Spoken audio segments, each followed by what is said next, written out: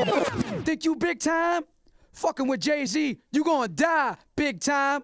Here come the pain. Welcome back. It is yours truly, Nick, a Movie AV Impulse. And today we are diving into something different. Now, I know a lot of hip hop heads are definitely 100% gonna disagree with me when it comes to something like who is the best rapper, who is the GOAT, who is the smarter businessman. I mean, hip hop spreads throughout such a huge array of different side ventures that these rappers dive into. But to me, and I don't care what anybody says or what you say in the comments, my biggest complaint in the hip hop game is where we let this hip hop game come to. I remember there were times where if you did not have the lyrics, you just were not gonna survive. When I was 15 years old, when Reasonable Doubt first hit the shelves, I remember I couldn't even buy it. And you want to hear a true story? I had to get a crackhead to go into Strawberries. Yes, Strawberries, a store that no longer exists. But I had to pay him to go in and get me Reasonable Doubt. And that very first tape I got just was mind-blowing. I listened to hip-hop music, but I didn't listen to hip-hop music. Message. Today, I am going to dive in just 4 of my favorite songs, which right now, aside from the single, Ain't No, to me, that was just a song to put out there for the dudes that were, jocking girls and all this stuff. And let's face it, we all did it when we were teenagers. I grew up in the 90s. I'm an 80s baby, master Reaganomics, School of Hard Knocks, every day is college. In this video, I am going to say the lyrics, so I'm going to warn you right now, there is going to be a parental warning sticker. The only word I'm going to change is the N-word. Even though I am half black, I do not feel it's appropriate to say that. That is the only word I'm going to change. Everything else, I am going to basically stick to what he said. And we're going to get right into this and why I actually listened and analyzed this album to keep me from behind bars. Makes you think what's the channel about? What's this really about? It's about teaching life lessons, teaching the youth.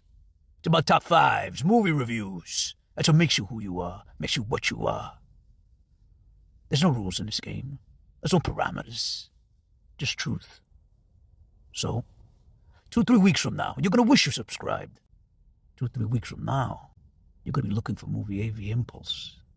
Okay, I'm reloaded. Let's go. Now, first, let me start by saying this. I know this is probably going to be another controversial type of thing, but I want to thank the people who actually flipped Jay-Z into what he was. And if you want to hear more stories, there are thousands of them out there. I even reached out to Biggs Burks himself because I wanted to see if there was some kind of information that I didn't get from this documentary, things that I didn't get from Streets is Watching. Yes, both of these movies are probably my favorites that I would never get rid of. I wanted to really reach out and get a few more people. I reached out to Clark Kent. I reached out to DJ Premier. I reached out to, like I said, Biggs. Pain in the Ass, the man who illustrated and got the mood set for this album. That is the very first voice you hear when you start this album with the first track, Can't Knock the Hustle. And it's funny because I never knew what he looked like until I saw Streets is Watching. And it's just so funny because he's moved on to do things for a lot of people, including Benny the Butcher and other rappers that I can't even name because there's so many. But Biggs, Dame Dash, Clark Kent, these are people that knew who Jay was and the potential that he had, and no record label would sign him. I know this is not an unknown thing. It's been around in the industry for years. Like I said in the beginning, I just listened to hip hop music, but there was something about Jay's voice and his presence and the whole scene of the mafioso lifestyle that I thought I was getting out of this album. And then I realized that this album actually had life lessons. And when I was a teenager, I was diving into things like this. I made a life lessons about it. I was so close to being a dope boy because I wanted more money. I wanted the Lexus, you know, the GS 300 that was in Dead President's video, because everybody wanted money like Cosby. Who wouldn't? It's this type of talk that makes me think you really ain't got the pudding. So these lines were just so influential until I started to realize, as I got further into the album, it was really a life story about how you're gonna see the life come, but you're gonna watch the downfall unless you learn to live with regrets. Now, the first song I want to dive into and really pick apart some of the lyrics would be Can I Live, produced by Irv Gotti. I absolutely love this song. It is true this, the street school is to spend our money foolish, bond with jewelers and watch for intruders. I stepped it up another level, meditated like a Buddhist, recruited lieutenants with ludicrous dreams of getting cream, let's do this. So right there, when I started doing what I was doing before I had that dream of stepping up to a dope boy, I knew I had to have a team behind me. And luckily I found my best friend that I'm still friends with, you know, 20 something years later. And we did dirt together because we were both tired of wearing bootleg stuff. And I, you know, told him, yo, we need to get a team behind us. We need to have people that are gonna be, you know, just ready to go down. The whole dreams of getting cream, let's do this. To me, that line was just so important. You have to understand that if you're not feeding your team, then things aren't going to work out, especially when it comes down to what your team may turn on you. But back then, we all had this loyalty code that no matter what, there was no ratting. If somebody got caught, you got caught. We will take care of you, but there was no ratting. 6ix9ine thoughts didn't exist in this time. And like I said, it gets tedious is what he says in the line. So I keep one eye open like CBS. You see the stress, right? And I knew that at that time, I had to not only quote unquote trust the people, but also keep that one part in mind that I can't trust everybody. So after picking apart these lines, like I said, I knew I had to have a strong team and I had to live too.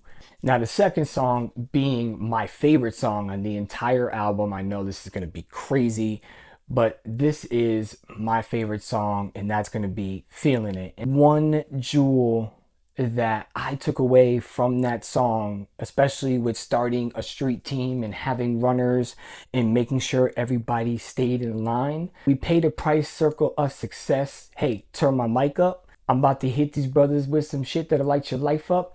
If every brother in your clique is rich, your clique is rugged.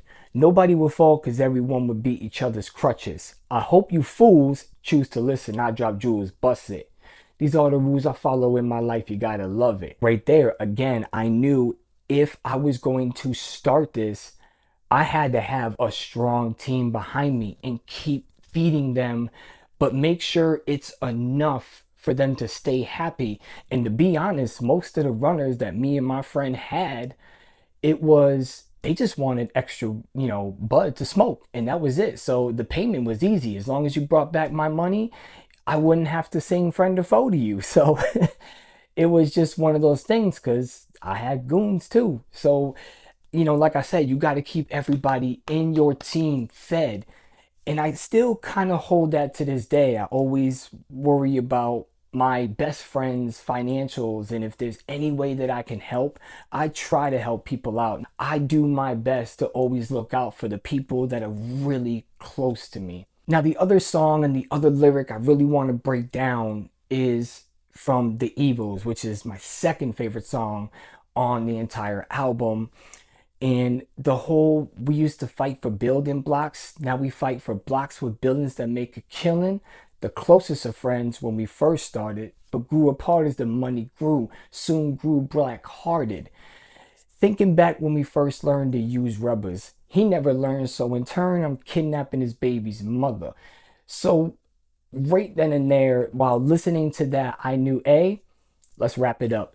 B, I didn't want no baby mom, because if I'm gonna dive into this and, you know, go further and be a dope boy, I couldn't have that family tie where somebody could kidnap. Yeah, sure, I have my moms and my brother and my sister, but I didn't have my own personal, because they're gonna go after your baby mom and your kid first before they go after your mom's or your sister or your brother, because they know that your kid is going to be more of a bargaining chip. So I never got into that, let's mess around with every single girl and let's, you know, show off all this yada yada.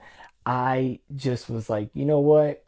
I'm not having a kid right now, especially because of the added cost. But I'm not having a kid because if I'm going to dive into this game and start stepping it up a notch, then I need to make sure I got my chips in place. And, you know, it just went from there. So that always stuck in my mind. And then you got to fight.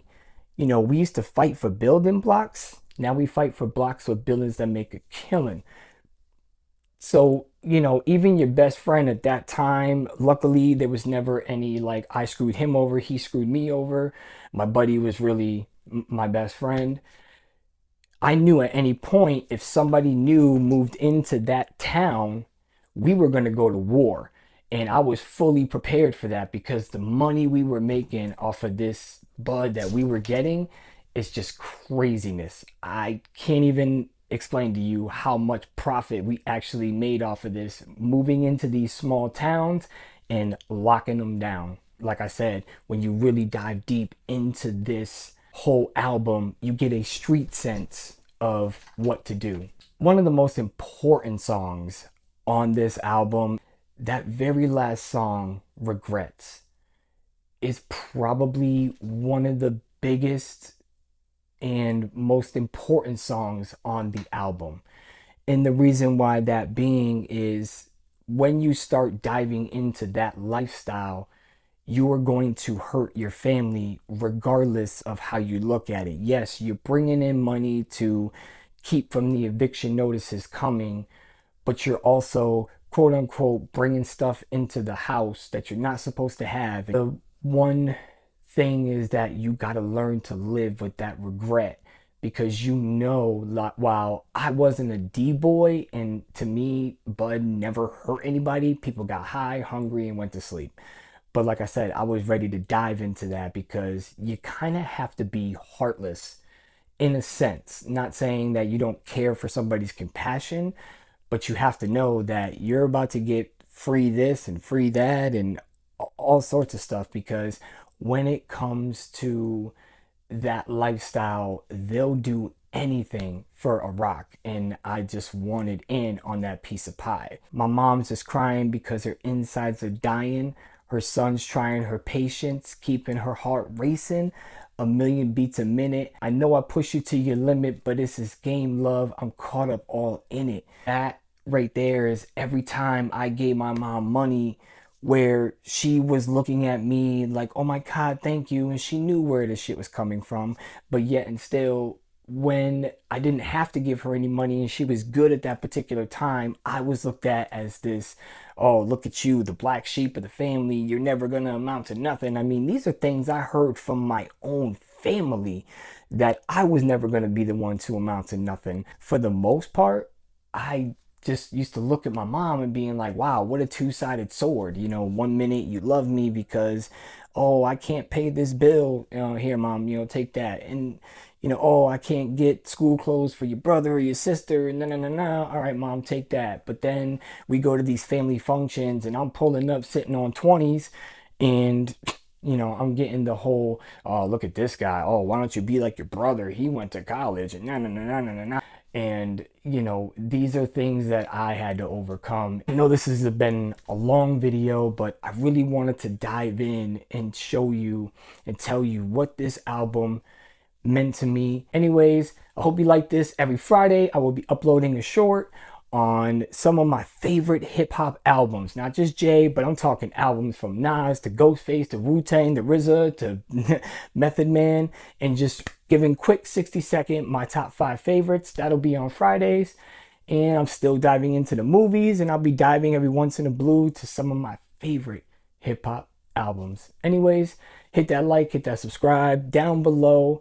And this has been Nick of Movie AV Impulse. Peace.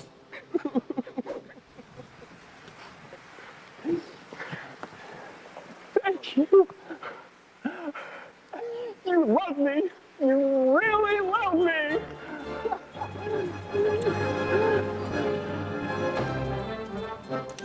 You're not going anywhere.